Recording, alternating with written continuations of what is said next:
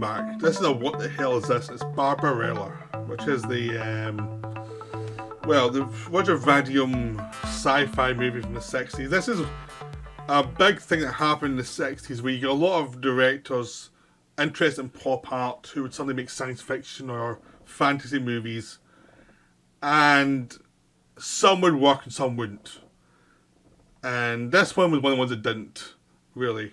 So, I mean, you get the 10th Victim, Elo Petrie one, which I did cover a while ago, which is also a science fiction movie. That was actually one with ideas in it, and actually, even though it had a lot of design things that were aged has been very 60s, and its ideas and a mood that actually worked quite nicely.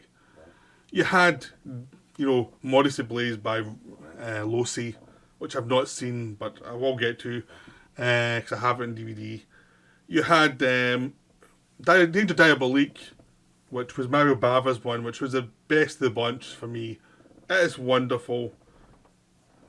It shares a leading man with this film, with John Philip Law.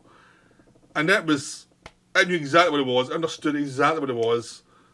Mario Bava understood the pulp he was making, and it moved 100 miles an hour. This film and Danger Diabolique were made by the same producer, Dino De Laurentiis, at roughly the same time. They made Danger Diabolique first, and then they made Barbarella. So, John Philip Law moved over from getting the part on Danger Diabolique, and then moved on to this one. Although it's like which one was he casting first is up for debate, apparently. But he did both films back to back, really. This one starred Jane Fonda as Barbarella, and not one of her better parts. I'm not sure how she looks on it now, but she was a very young actress in this one. And she's not given that much material to actually shine. It's pretty much go and look good in front of the camera and pose. It's one of those things, you can't be that critical of someone who are early in their career and who are given practically nothing to do, really, of note. Because this is a big pulp exercise. It's based on science fiction pulp all the time. And a lot of the stuff here you'd see been repeated in Flash Gordon a decade and a bit later, but done much better in Flash Gordon, because there they had a director, Mike Hodges, who understood it was silly and understood to keep the pace going. And this one is not that. This one is, it goes on and on and on and on and on. And every scene is double the time it needs to be. And the motivation of what's going on goes on and on and on. And people will go in circles and circles. And the villain that you figured out 10 minutes into the film takes forever to get revealed. And it's just one of those films that's, like, as a screenplay and as a paced film, is a disaster. Because there's no pacing to it. And the story's so obvious from the start of what's going to happen. So the basics of this film do not work. What does work is the visuals, because it is in love with sci-fi pulp. So even though there may be absolutely terrible ideas in this film, it always visually looks odd. There's always something going on here, And there's some bits of ideas that actually work really nicely. But there's other bits that really don't work, and it's just a weird one. It's just a weird film. It's another one of those films that's sort of like Batman and Robin, where there's stuff there that's obviously influenced by pulp and influenced by something the director's interested in, but it hasn't been translated by a director who knows what they're doing with this material. And they've got a script that's like 45 minutes worth of material in there, and it's been stretched out way beyond its natural ability to interest the audience. It's just that kind of film that's just going on and on, and it's just like there's just nothing there. You needed more work done in the script before you can get anyone near a soundstage, and a lot of sequences are just there because the director liked a production design, and that's it. So Jane Fonda is Barbarella, who is working for a pacifist government who is no one knows how to fight. Everyone pleasure and leisure as they go the game. Like Jane Fonda seems to change her outfits every 2 minutes in this film. There's a scene at the beginning when she comes out in a spaceship. There's a striptease from a spacesuit to real Jane Fonda. And you'd think it'd be more interesting than it actually is. Because you let the gag is straight away, but it's not directed that well. And there's only so much you can do. And there's more scenes with her, the president, giving a mission. There's lots of innuendo and lots of information given, and you're just like, I don't care. I just do something interesting. This should have been the first 5 minutes of the film instead of the first 20 minutes. Then she goes on a mission. She crash lands on the planet that's mysterious.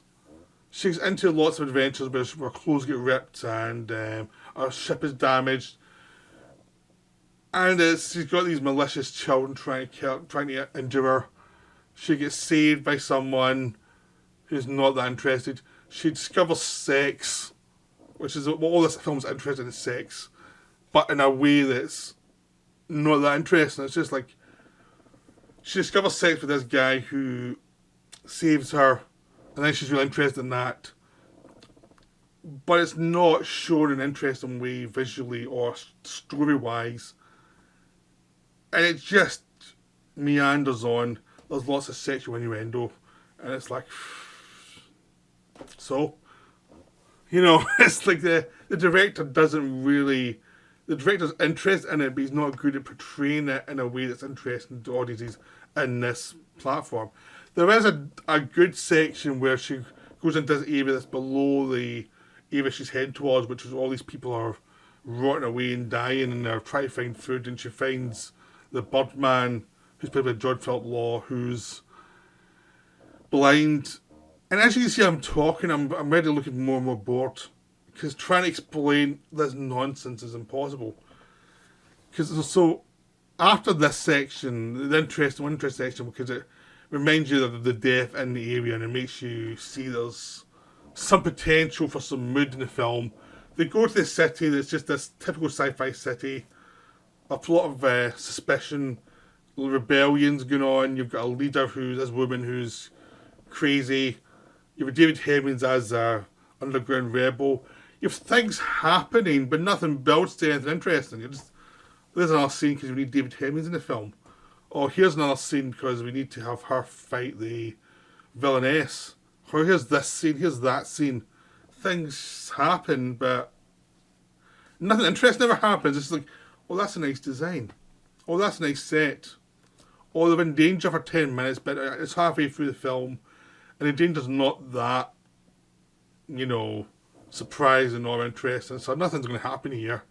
And that the whole film has this lack of energy to it that's just appalling.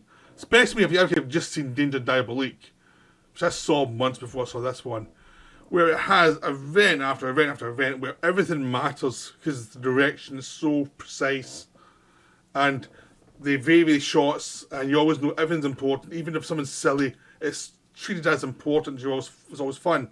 This one, things are just... The people deliver dialogue and... Well, that's dialogue delivered. It's not shot in an interesting way. It's not edited in an interesting way. Till you get to the main villain, who you've figured out, like, from the start of the film, who the main villain is. It's just a dialogue scene that's just like, it's just, I don't care. There's a whole set of things that happen in this film. There's a point where John Philip Law is getting tortured as his blind Birdman, and you should care what's going on. It's an interesting visual, but you're like, he's going to get out of it in a really, really boring way, because I've watched the rest of this film and no one gets out of... No character does anything that's interesting or is challenging to them. They always just wander into scenes and things happen and then they get resolved and who cares? And anytime they try and do that, any danger, you've already seen how half-assed the rest of the film's been, so you know it's not really worth getting too bored about. It's not even worth getting too bored about the ending, which is just ridiculous, because the whole film was just this massive blah. Just, something happened. Something vague happened, and I can't be arsed thinking about it too much. And that's the thing that permeates the whole film. Now, if you look back at something like Flash Gordon, everything that happens in that film is ridiculous, but they have actors who understand it's ridiculous and play along. You've got Timothy Dalton, you've got Brian Bless, you've Max von Sydow, actors who understand what's going on and make things happen, even though the lead actors kind of wouldn't. But it doesn't matter. Ultimately, that's part of the fun. In this one, Jane Fonda's trying her best, but she's not given much to do. And every other actor is not on board with what the scene needs to be. David Hemmings in this other film that's not that interesting. And I don't think he cares, to be honest. No one cares in this film. John Philip Law, who was Danger Diabolique and who understood that tone perfectly, and who was in The Golden Voyage of Sinbad, who understood that pulp tone perfectly. He's good at this kind of pulp, and even he is lost in this thing. Because he's not given direction, he's just, you're there, just go do what you want to do. Or go do what or go be blank there. Basically vague. It's just that kind of terrible direction. Now, Vadium did the Spirits of the Dead first section, which is also, I criticise for being pretty boring. This is a whole length film of the same crap. So it's, but even worse because at least they based it on something there. At least there's something from the narrative that you could hook onto every so often. This one, stuff happens. And it's a film that if you saw the design book, you think, oh, that looks impressive. Just don't watch the film. Because the film's not. The film is just blah. I mean, when you get Jane Fonda in the 60s in a lot of, sexy gear, and even you can't even make that work, that's a failure as a director. So this is a film, unless you're a masochist, I wouldn't watch it. It's just so tedious. It's just so boring. It is that kind of blah film that I could not recommend it in any way. So I hope you enjoyed this video of me looking depressed or reflecting over this film, because it's just so boring. It's tedious as hell. It's just so dull. I just find myself falling asleep even thinking about it. That's how bad it is. So I hope you enjoyed this video. I don't think it's one of my best videos because I think the film just defeated me completely. So avoid Barbarella. It's a warning. Avoid this film. It's so bad. And by being boring, by being tedious, that's why it's so bad. It's so boring. It's the worst sin ever. So that's me for now. I'll see you later.